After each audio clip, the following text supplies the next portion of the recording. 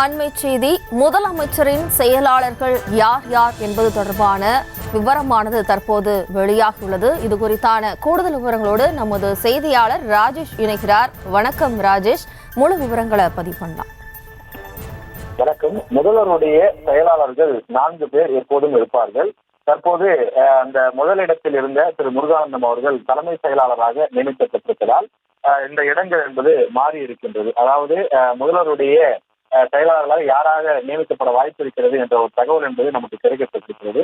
அந்த தகவலின்படி பார்க்கும்போது முதல்வரினுடைய செயலாளர் 1, அதாவது முதல் நபராக யார் இருப்பார் என்றால் திரு உமாநாத் ஐஏஎஸ் அவர் இருப்பார் என்று தகவல் வெளியாகி இருக்கிறது. அதே போல 2ஆம் இடத்தில், அதாவது முதல்வரின் செயலர் 2 என்ற பொறுப்பிலே திரு சண்முகம் ஐஏஎஸ் இருப்பார் என்றும், 3ஆம் இடத்தில் அனுஜாத் ஐஏஎஸ் அவர்கள் இருப்பார் என்றும் தெரிய வந்திருக்கிறது.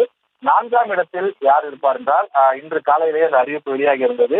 இதற்கு முன்பு தூத்துக்குடி மாவட்ட ஆட்சியராக செயல்பட்டு வந்த லட்சுமிபதி அவர் முதல்வருடைய இணை செயலாளராக செயல்படுவார். எனவே இந்த 4 ஐஏஎஸ் அதிகாரிகள் இனி முதல்வருடைய செயலாளர்களாக செயல்படுவார்கள், அந்தந்த பொறுப்புகள் இருப்பார்கள் என்று நமக்கு தகவல் கிடைத்திருக்கிறது. அதிகாரப்பூர்வ அறிவிப்பு விரைவில் வெளியாகும் என்றும் தகவல் கிடைத்துள்ளது.